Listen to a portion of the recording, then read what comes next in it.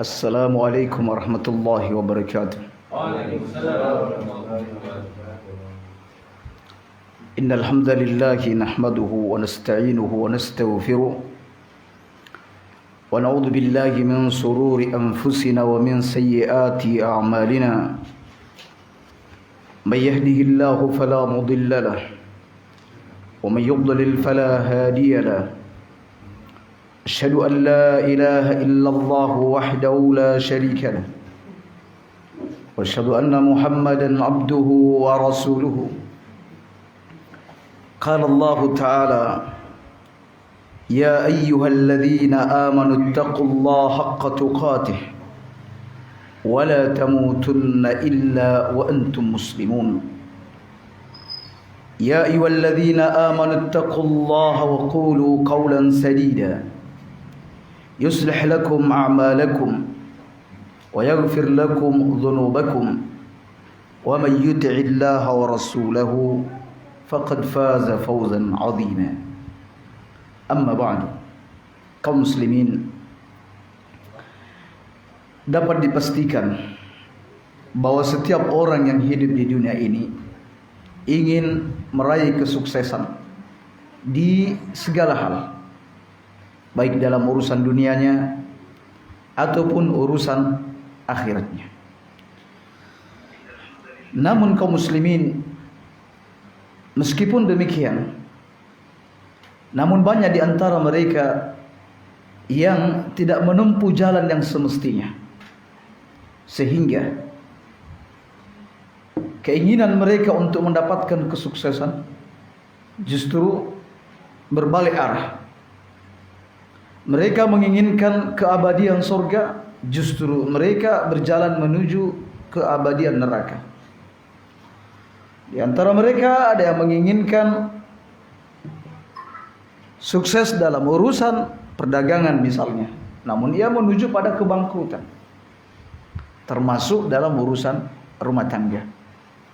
Mereka menginginkan kebahagiaan dalam rumah tangga, seperti yang disebutkan dalam Al-Quran bahwa dengan pernikahan akan terwujud sakinah, mawaddah warahmah.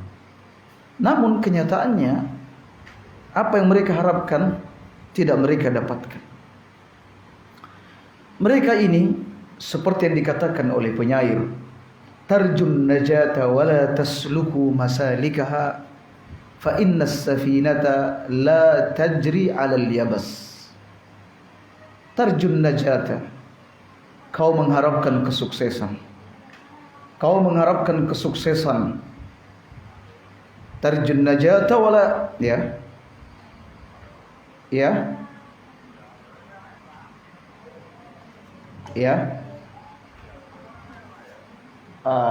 Kami masih ada urusan, Mas. Enggak sekarang. Ini kok malam ininya datangnya. Kami sudah keluar, sudah tinggalkan ini. Bisa besok, nggih. Baik, ya.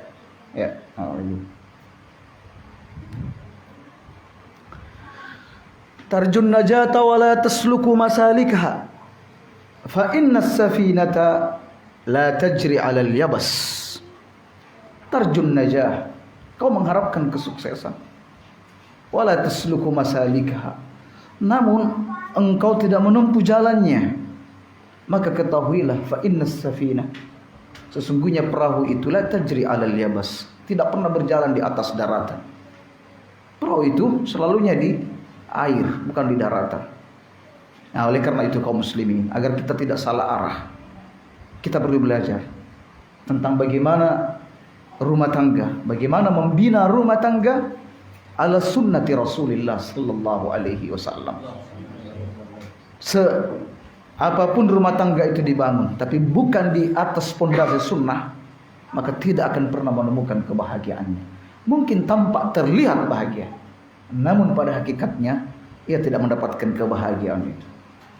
Baik kaum muslimin, kita masuk ke fasal berikutnya tentang al-wasatu bin nisa wa ihtiyajul qawwama ila rifqi.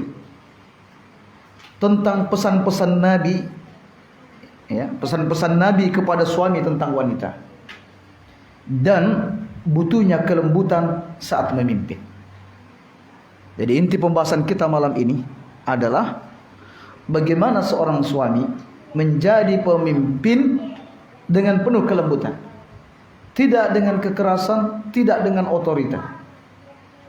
Sebab memimpin dengan cara yang penuh dengan kelembutan ini akan menghantarkan rumah tangga itu pada kebahagiaan, dan pada akhirnya mereka insya Allah akan masuk ke dalam surga bersama-sama. Baik, kata pengarang tidak bermakna, wahai kaum muslimin, pemimpin itu memimpin dengan sikap yang keras, kaku, bengis, dan sifat-sifat kasar yang lainnya saat berada di dalam rumah. Yang sepatutnya bagi seorang suami adalah ia berhias dengan akhlak yang baik, penuh kelembutan, penuh kesantunan terhadap istri dan anak-anaknya. Nabi kita Muhammad sallallahu alaihi wasallam adalah sebaik-baik manusia, adalah suri tauladan kita. Beliau adalah pemilik akhlak yang mulia, dan beliau terhadap orang-orang yang di sekitarnya berlaku lemah lembut. Dan itulah diantara salah satu rahasia kesuksesan Nabi SAW dalam membina rumah tangga dan juga membina masyarakat, hingga kita bisa merasakan buah daripada kelembutan Nabi SAW. Sehingga Allah berfirman, "Fabima rahmatin minallah linta lahum." Disebabkan karena rahmat Allah, engkau ya Muhammad berlaku lemah lembut kepada mereka. Ya, berarti pertama, lemah lembut ini datangnya dari Allah Subhanahu wa taala. Ya. Kebaikan itu ada yang sifatnya memang bawaan. Barang siapa yang sudah mendapati dirinya ada dalam kelembutan, kebaikan akhlak, pujilah Allah Subhanahu wa taala. Karena dia mendapatkannya tanpa susah payah. Tidak kajian tapi orangnya lembut, santun, tidak pernah kajian. Ya. Ada juga kebaikan itu, akhlak yang baik didapatkan dengan menuntut ilmu. Awalnya dia kasar, kaku, namun ketika ia menuntut ilmu, dia mendapatkan materi-materi tentang itu, mendapati kelembutan Nabi, dia berubah dengan itu. Maka segala puji bagi Allah Subhanahu wa taala atas hal ini. Nah, baik kaum muslimin, berarti kelembutan itu datang dari Allah. Jika antum ingin merubah akhlak, maka mintalah pertama-tama kepada Allah Subhanahu wa taala. Karena yang membolak-balikkan hati adalah Allah Subhanahu wa taala. Yang kedua, berupaya untuk menjadi orang yang baik. Berusaha. Nah, di sini Allah Subhanahu wa taala memberikan satu ungkapan. Ya Muhammad, disebabkan engkau, ya, karena rahmat Allah, engkau berlaku lemah lembut kepada mereka. Walau kunta faddan ghalidhal qalbi, sekiranya ya Muhammad engkau bersikap keras, berhati kasar, lam faddu min haulik, orang-orang di sekitarmu pasti menjauh. Ya, tidak hanya masyarakatmu, tidak hanya umatmu, bahkan orang terdekatmu, anak istrimu akan menjauh. Ya. Itu kalau kita bersikap keras dan kaku kepada orang lain. Oleh karena itu ya Muhammad, fa'fu anhu, maafkan mereka, maafkan kesalahan mereka. Ini terkait dengan peristiwa perang Uhud, di mana kaum muslimin mengalami kekalahan disebabkan mereka tidak mematuhi aturan yang ditetapkan oleh Nabi sallallahu alaihi wasallam. Oleh karena itu Allah berfirman kepada Nabi, fa'fu anhum, maafkan mereka ya Muhammad. Wastaghfir lahum, mohonkan ampun kepada Allah untuk mereka. Wasyawirhum fil amr, dan ajaklah mereka bermusyawarah. Ya. Jadi apapun beratnya persoalan, Tetap kelembutan, kesantunan harus selalu dikedepankan. Ya. Baik. Dan Allah berfirman, "Wahfid janahaka liman ittaba'aka minal mu'minin." Ya Muhammad, rendahkan dirimu terhadap orang-orang yang mengikutimu dari orang-orang yang beriman. Ya, rendahkan diri. Jangan bersikap tinggi, jangan berlaku angkuh, tapi rendahkan dirimu kepada mereka, ya Muhammad, kaum muslimin. Ini yang dipraktikkan oleh Nabi. Inilah rahasia sukses Nabi. Bagaimana ia bisa merangkul orang-orang yang ada di sekitarnya. Begitu juga kawan-kawannya.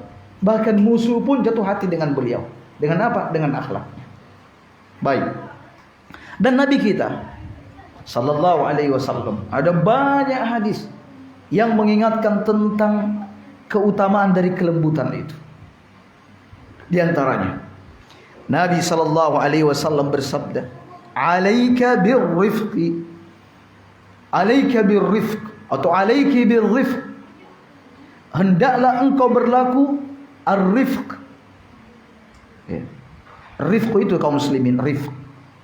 Ya, disebutkan dalam hadis yang lain, innallaha rafiqun. Allah itu maha lembut. Jadi di antara salah satu nama Allah yang indah adalah ar-rafiq. Ar-rafiq itu maknanya ada dua. Satu bermakna lembut, yang kedua perlahan-lahan. Tidak kesusu, tidak gerasa gerusu. Ya. Allah itu lembut terhadap hambanya. Lihatlah bagaimana kelembutan Allah kepada kita.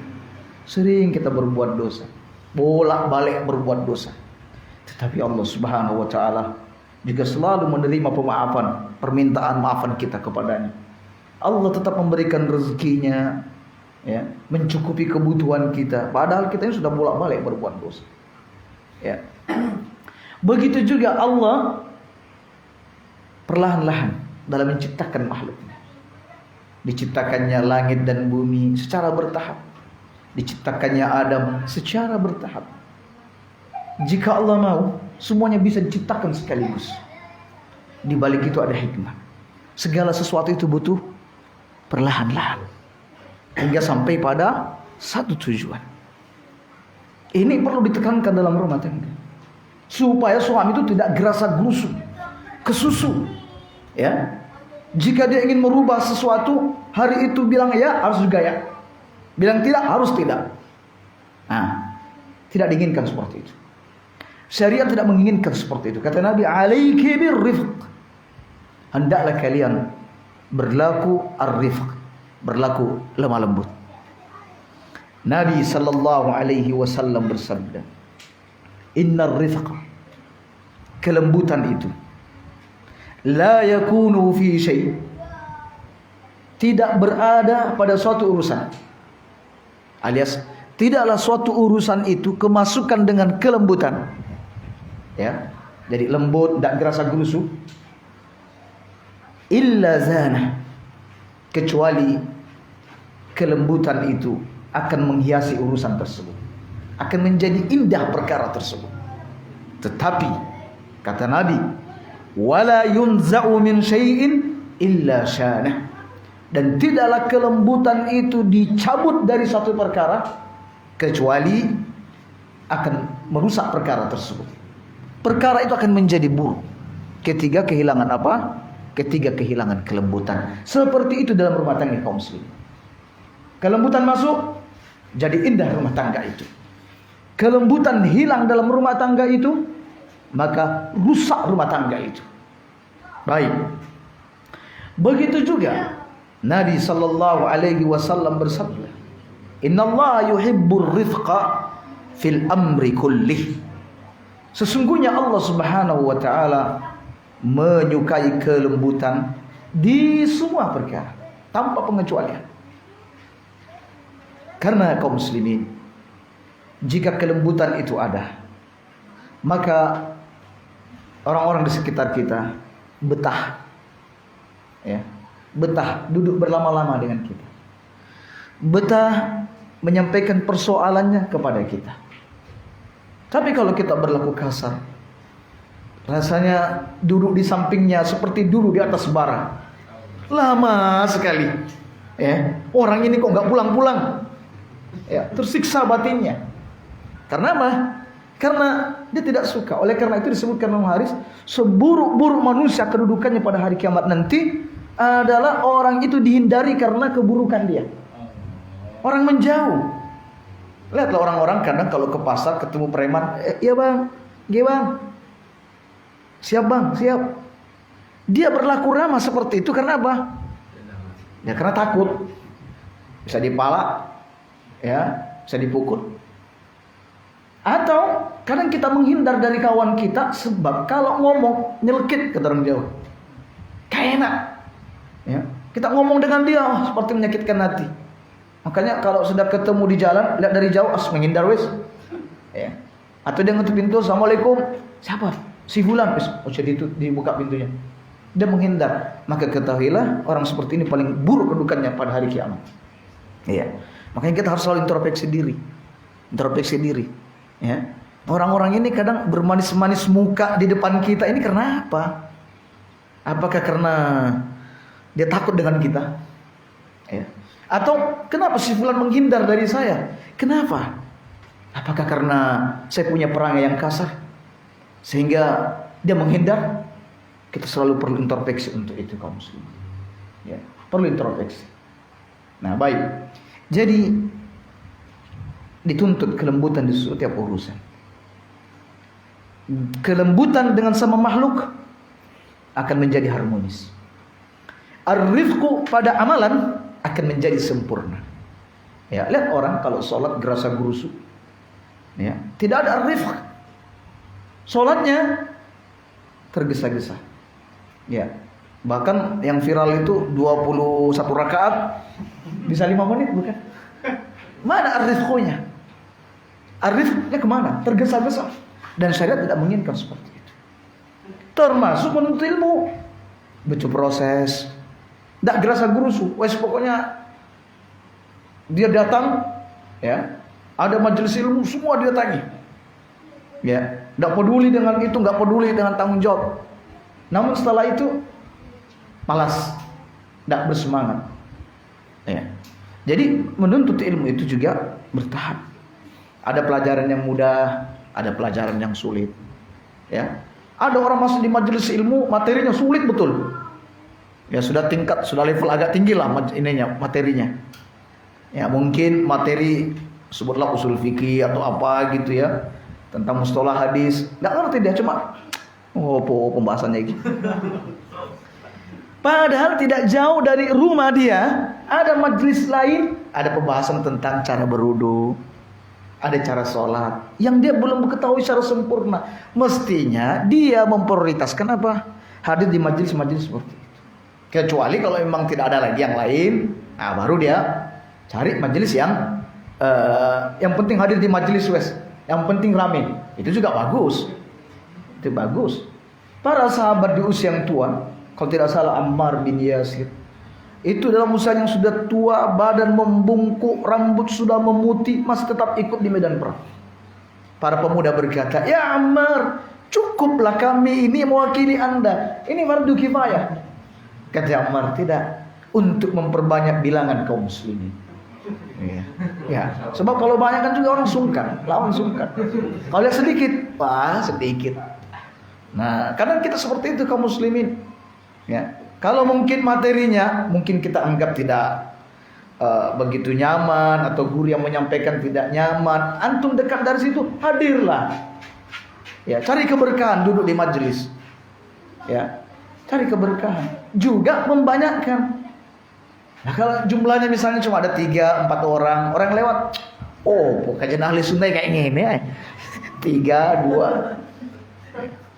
Tapi kalau lewat, masya Allah, ini Istiqlal penuh juga ya, misalnya ya. Ini Masjid Jami ada kajian sunnah kok penuh, masya Allah. Ya.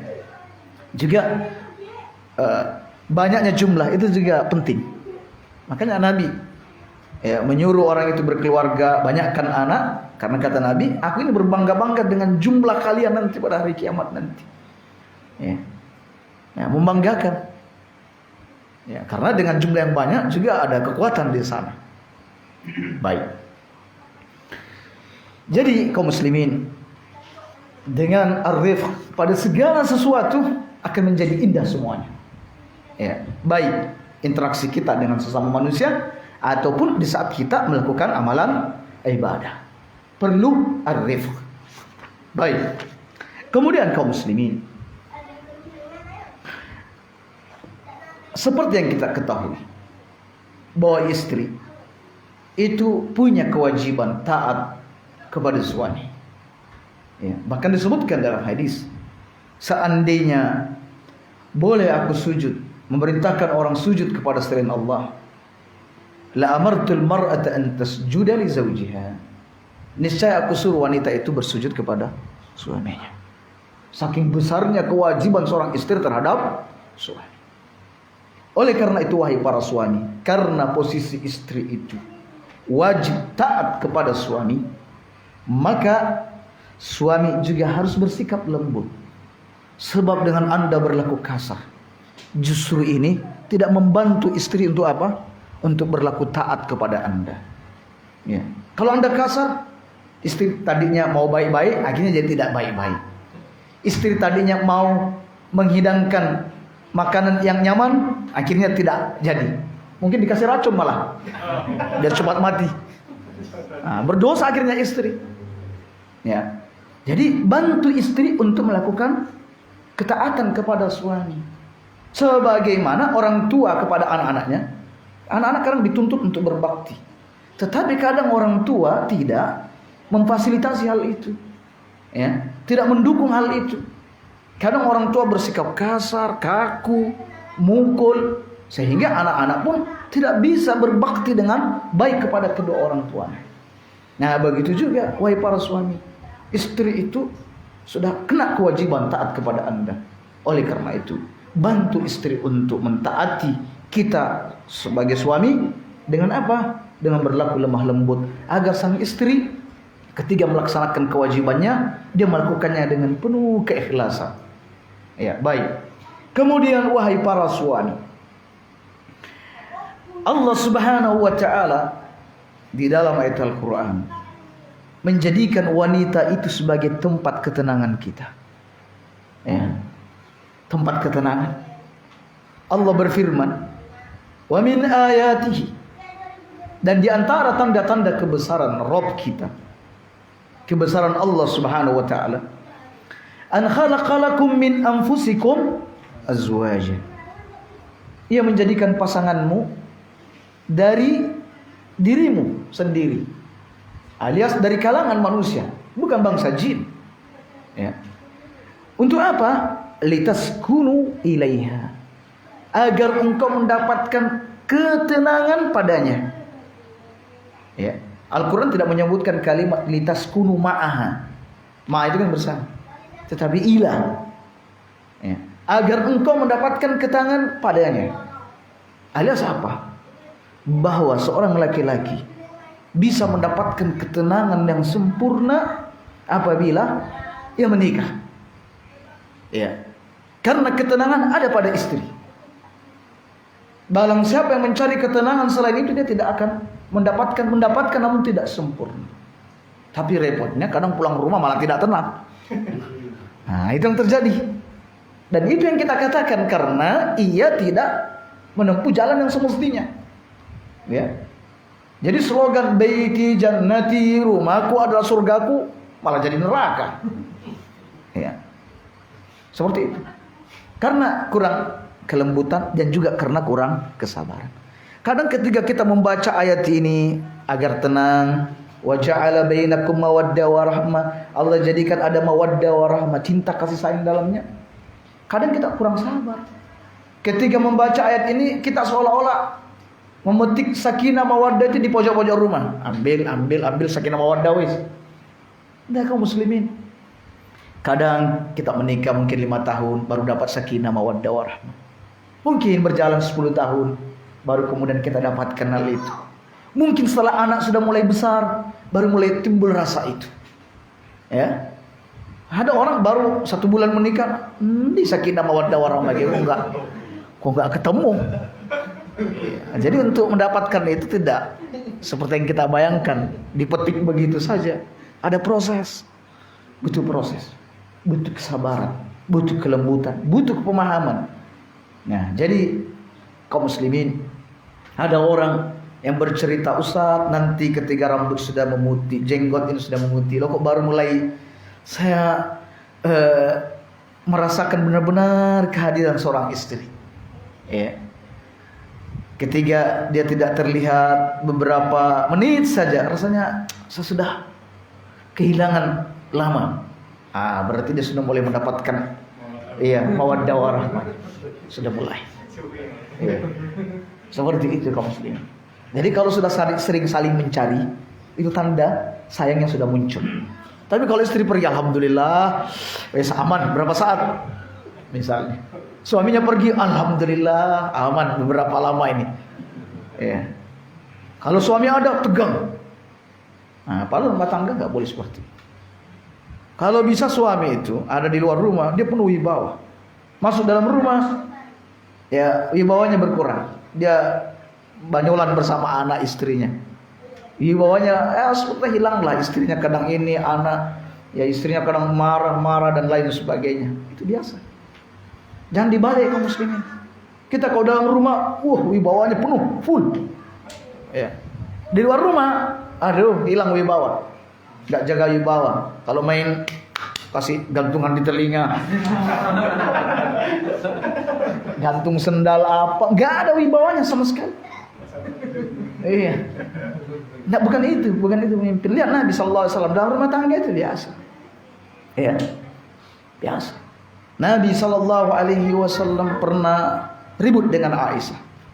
Abu Bakar As-Siddiq ketika itu mendengar dari balik pintu. Kebetulan Abu Bakar ingin berkunjung ke rumah Rasulullah. Dan alangkah kagetnya ia mendengar suara Aisyah meninggi di hadapan Nabi sallallahu alaihi wasallam. Abu Bakar masuk, maka Abu Bakar hendak menampar Aisyah. Kitanya berani-beraninya kau meninggikan suara di hadapan Nabi.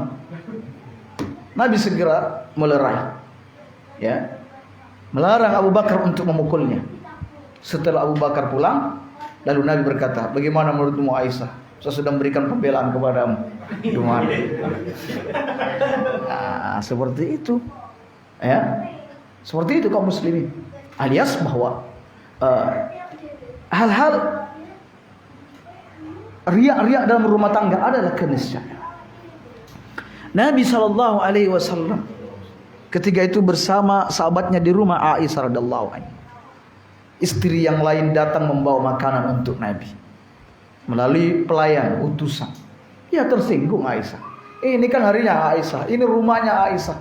Bagaimana bisa istri lain mengirim makanan melalui utusan? Ya terang saja ketika utusan itu datang membawa makanan, ya dipukullah tangannya sehingga makan yang ada di tangannya berhamburan dan piringnya pun pecah. Ini di hadapan tamu, ya. Nabi sallallahu alaihi wasallam, ya, boleh saja pada waktu itu marah besar. Ini terkait masalah wibawa, masa istri seperti ini. Tetapi Nabi tidak melakukan itu. Nabi merunduk dan memungut piring-piring yang pecah serta makanan diambilnya.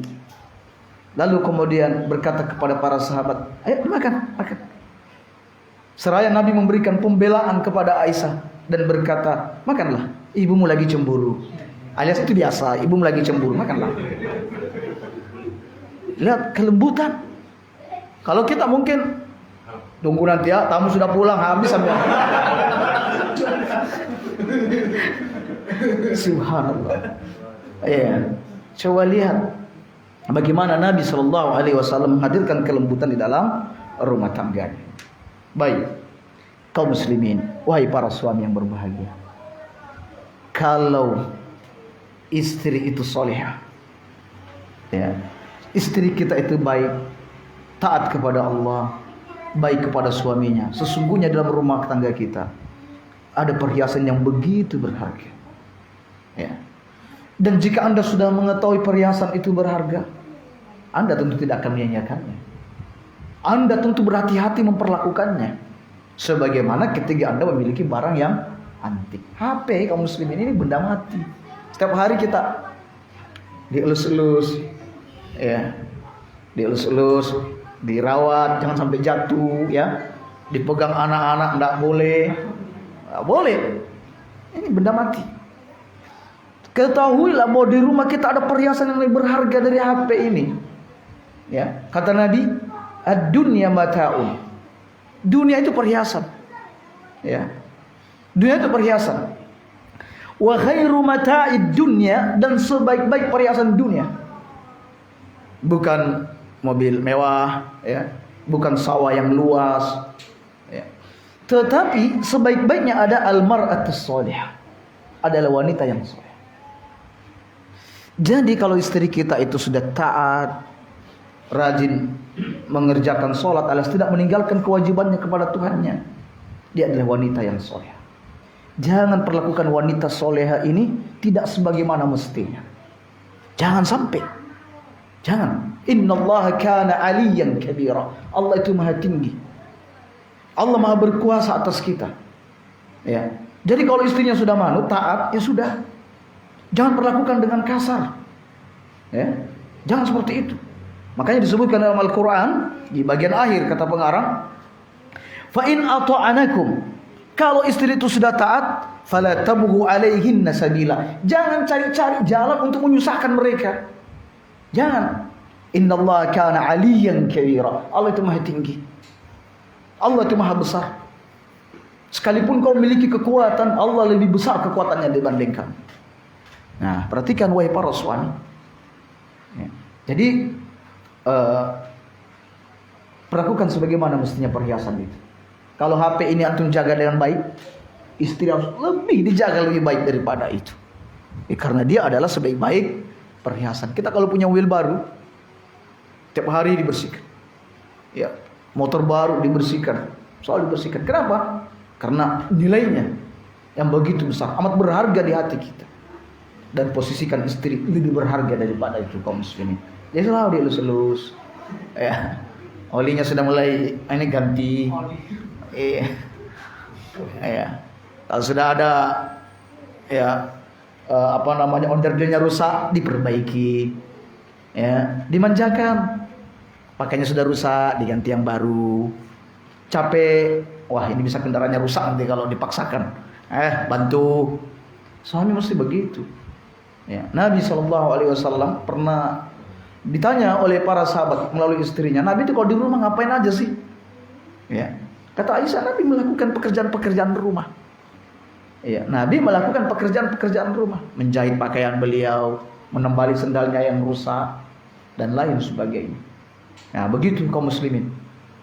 Kemudian Nabi SAW memberikan kabar gembira kepada kita bahwa akmalul mu'minina imanan, ya, orang mukmin yang paling sempurna imannya, ahsanuhum khuluqan, adalah mereka yang paling bagus akhlaknya. Kaum muslimin, kalau disebut paling bagus akhlaknya, berarti tutur katanya bagus. Itu yang dia maksud. Ya, tidak menyakiti orang. Itu yang disebut akhlak. Paling bagus akhlaknya. Khiyarukum linisaihim, dan orang yang terbaik di antara kalian adalah yang paling baik terhadap istrinya. Wa ana khiyarukum li ahli, dan aku adalah orang yang paling bagus terhadap istriku. Nabi umumkan seperti itu. Ya, jadi kalau mau lihat orang kaum muslimin, mau lihat dia ini orang baik atau tidak, lihat bagaimana dia perlakukan istrinya.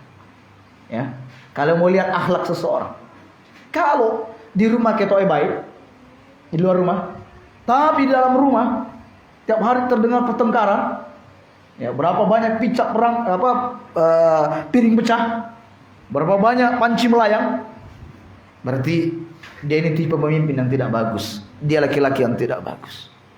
Ya. Di mana pemimpin yang sukses, ya, adalah pemimpin yang bagus dalam rumah tangganya, baik terhadap istrinya. Lihat Nabi SAW.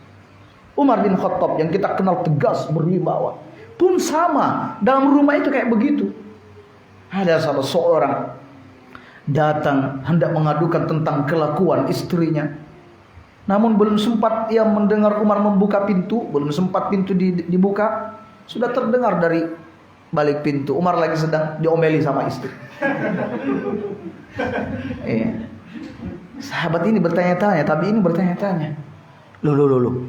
Saya datang mau mengadukan tentang istri saya, loh kok Umar juga diomeli sama istri. Sudah wes gak jadi ngadu wes, pulang. Nah setelah itu Umar keluar mencari-cari tamunya. Dicari dan dikejar. Katanya, hei kenapa? Kenapa kamu kembali? Katanya Umar, tadi saya ingin mengadukan istriku, tapi kok sampai juga diomeli sama istri. Ya alias kalau mau lihat ya kewibawaan Umar, badannya, ketegasannya, dia pejuang di medan perang. Lah kok dalam rumah kayak ngono, takluk sama istri. Bukan takluk sebenarnya. Suami itu tidak ada yang takut sama istri, cuma menghormati istri. Nah itu yang benar, bukan takut, menghormati istri. Kata Umar, sungguhnya istri kita itu, dia sudah payah mengurusi anak-anak kita, mengurusi rumah kita, pakaian kita, dan lain sebagainya. Jikapun dia marah, maka marahnya pun tidak lama. Ya seperti itu kan kita rasakan istri kita. Mungkin siang, pagi ngomel-ngomel, malam wis damai.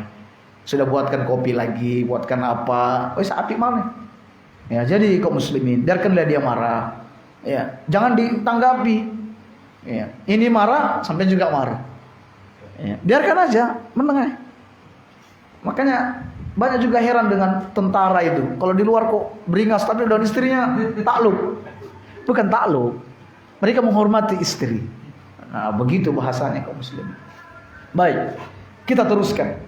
Jadi sebaik-baik kalian adalah yang paling baik terhadap istrinya. Dan Nabi berkata, aku adalah orang yang paling baik terhadap istriku. Kemudian kaum muslimin, istri itu ketahuilah, dia itu tawanan di rumah kita.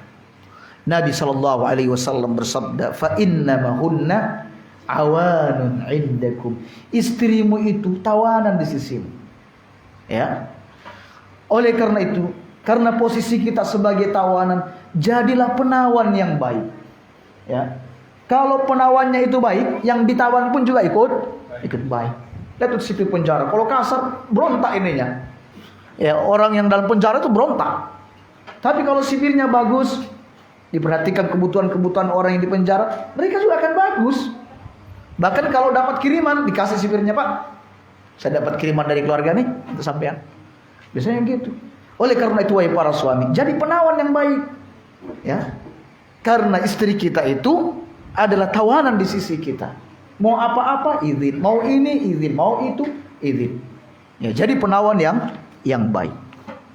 Kemudian Nabi sallallahu alaihi wasallam bersabda, "Man kana yu'minu billahi wal yaumil akhir." Siapa yang beriman kepada Allah dan hari akhir, fala yu'dhi jarahu. Dia tidak boleh menyakiti tetangganya. Siapa tetangga kita yang paling dekat? Istri kita. Ya, dia yang paling dekat dengan kita, tidurnya sama kita. Ya, kalau tetangga rumah saja kita wajib untuk tidak menyakitinya. Lalu bagaimana menurut Anda kalau tetangga itu seharian bersama kita, ya istri kita? Kemudian Nabi bersabda, "Wastausu bin nisa'i khaira." Aku wasiatkan kepada kalian untuk memperlakukan wanita dengan sebaik mungkin. Kenapa kata Nabi? Fa innahunna khuliqna min dhila'in.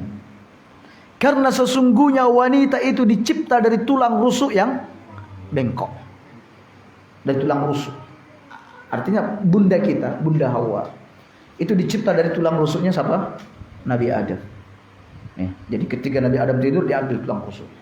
Sampai kata ulama, kenapa ketika Hawa hendak dicipta, itu Nabi Adam dibuat tidur.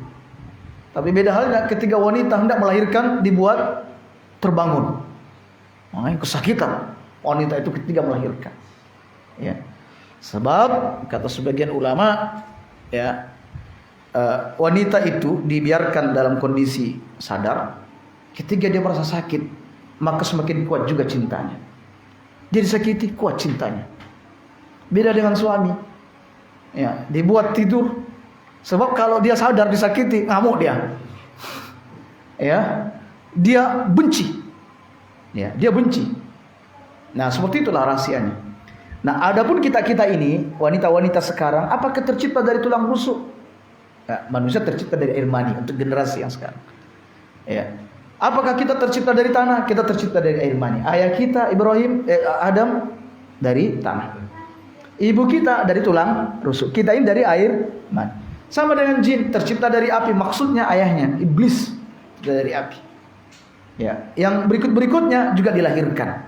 Disebutkan dalam hadis bahwa jin itu bertelur di pasar. Makanya kalau bisa kata Nabi, jangan pertama kali masuk pasar. Ya.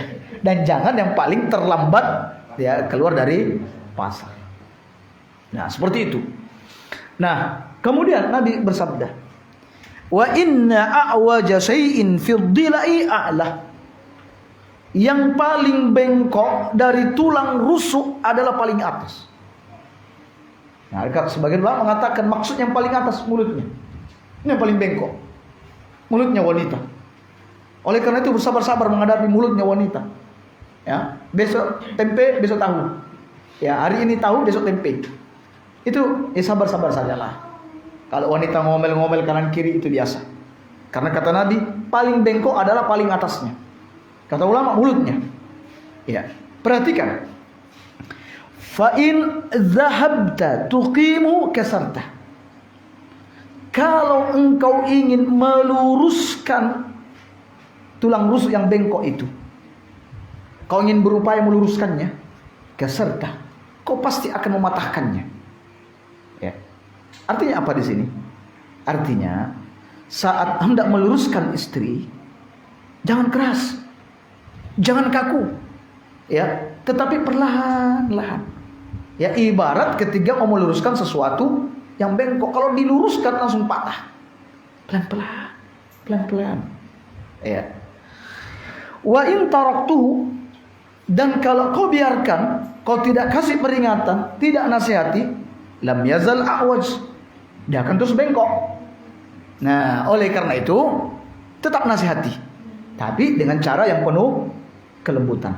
Kata Nabi, fastausu bin nisa'i khaira, maka berwasiatlah atau pergaulilah wanita itu dengan cara yang baik. Dalam hadis yang lain, Nabi bersabda, al-mar'atu kabdilai, wanita itu seperti tulang rusuk yang bengkok. In aqamtaha, jika kau berupaya untuk meluruskannya, kasartaha, engkau akan mematahkannya.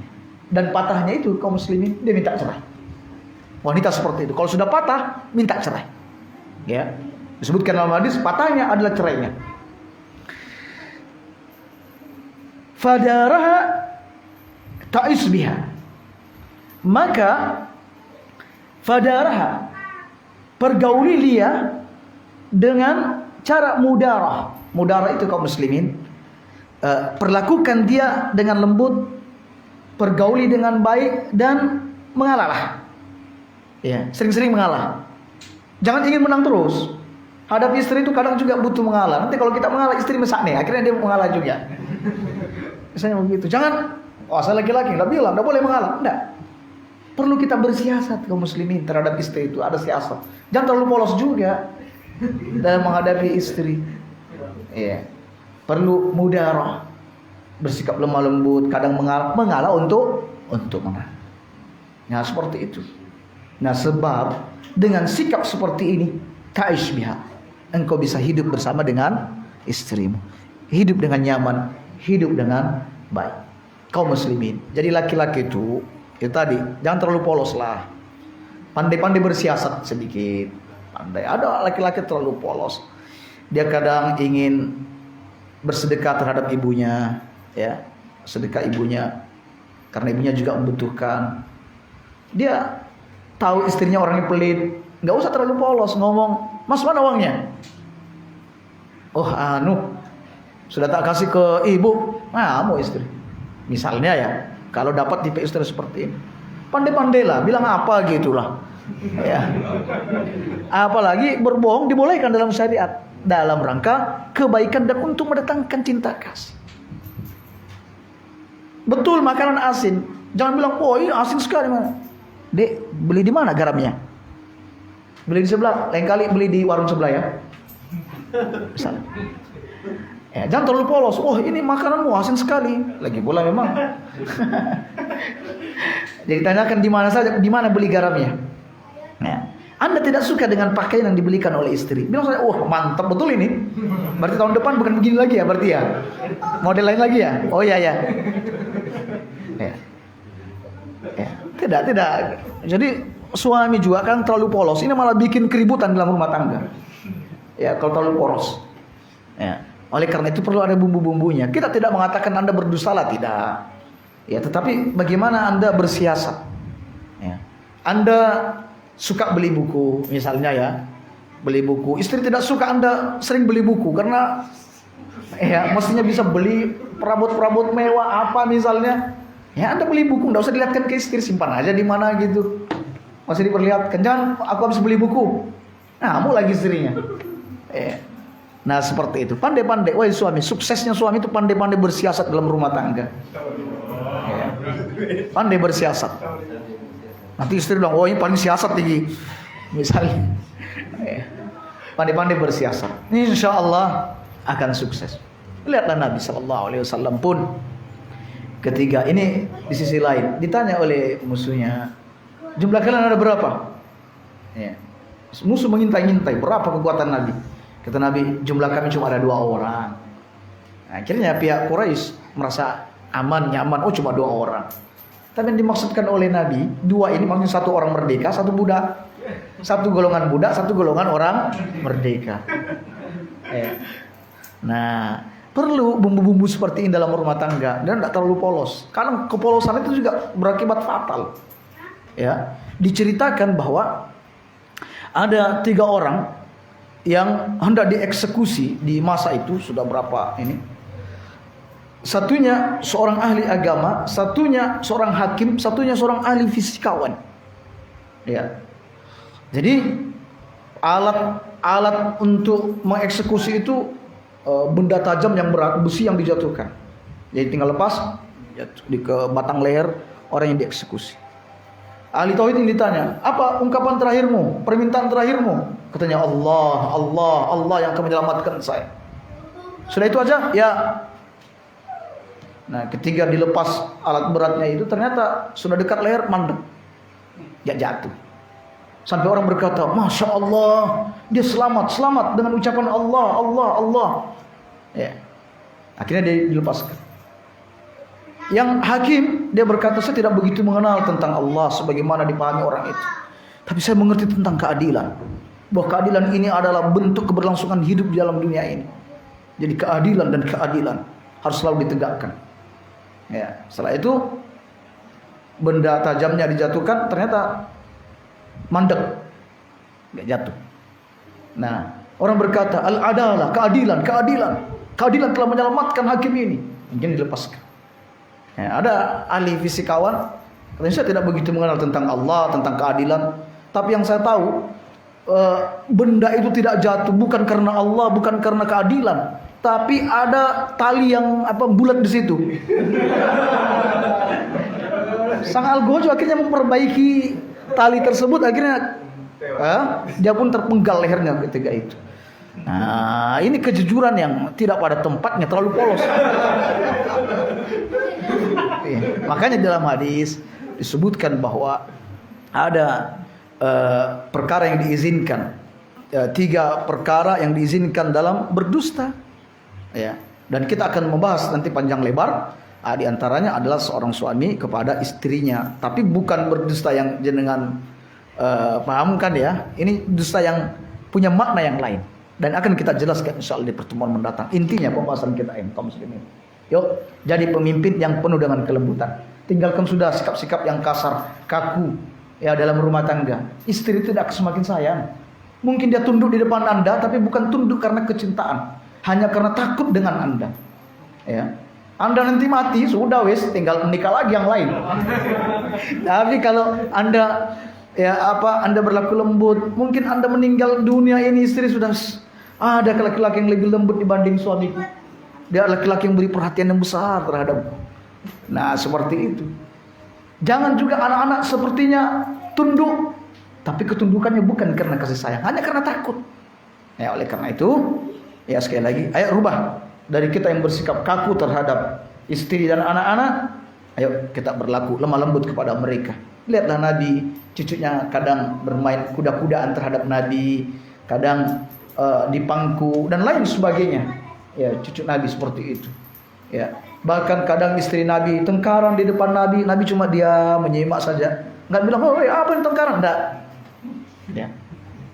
Diceritakan dalam hadis, kebetulan ketiga itu Nabi ada di rumah Aisyah. Istri-istri Nabi yang lain rapat. Ini piye.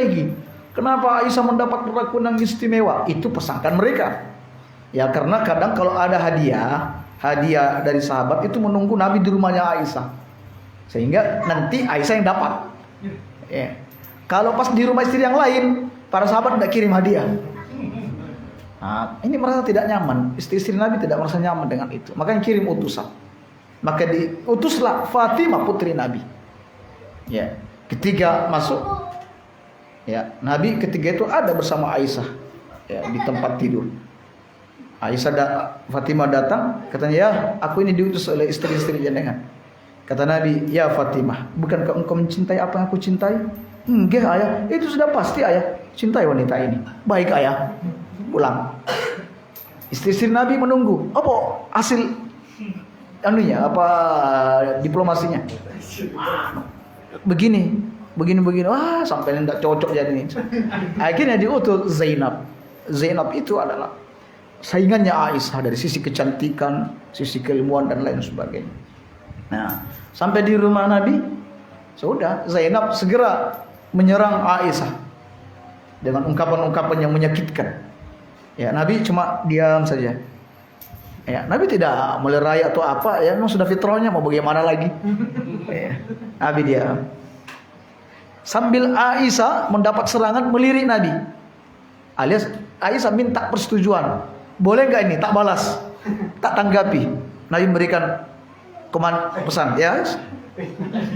Lalu Aisyah mulai menimpali dengan kata-kata yang lebih pedas lagi. Sampai kata Nabi, anaknya Abu Bakar dilawan. Nah, begitu, Masya Allah. Jadi jangan terlalu serius lah. Kalau istri itu lagi ngomel-ngomel di rumah atau ada persoalan, jangan terlalu serius sampai harus mukul, nyepak apa. Jangan sampai SMS tak cerai sampai sebentar lagi. Gak boleh gitulah. Ya. Jadi pemimpin yang baik. Insya Allah dengan demikian, kalau antum sudah menempuh jalan-jalan ini, tapi istri masih tetap seperti itu urusan belakang nanti. Itu ada pembahasan yang lain. Tapi sekarang jadi posisi, jadikan diri kita sebagai pemimpin yang penuh kelembutan. Ini tentu menguntungkan ibu kita yang ada di istri-istri kita di sebelah ya. Senang setelah ini. Tetapi nanti ada bagian istri juga. Ini masih di awal ini. Pembahasan awal. Ya, demikian kajian kita malam ini. Insya Allah di pertemuan mendatang kita akan membahas tentang mengenali istri lebih dekat. Ya, mengenali istri lebih dekat. Kadang kita ini sudah bertahun-tahun bersama istri, namun ada hal-hal yang tidak kita kenali dari dirinya. Nah, insya Allah di pertemuan mendatang kita akan cari tahu. Ya, demikian kaum muslimin. Mudah-mudahan ini bermanfaat. Kita cukupkan sampai di sini. Jika ada 1-2 pertanyaan, kami persilakan untuk bertanya.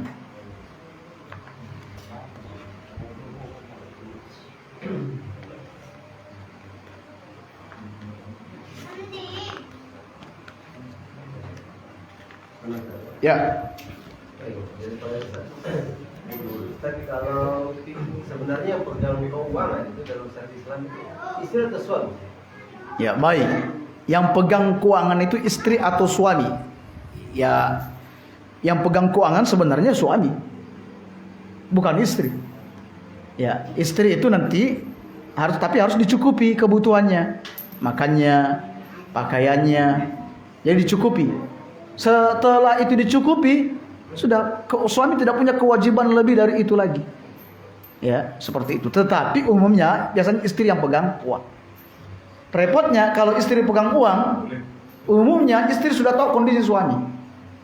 Ya, makanya kata Ibnul Jauzi ada 3 hal yang mesti dirahasiakan oleh suami terhadap istri atau terhadap orang, yaitu berapa uang yang dipegang. Ya, sebab kalau istri tahu suami banyak uang, dia bersikap manja.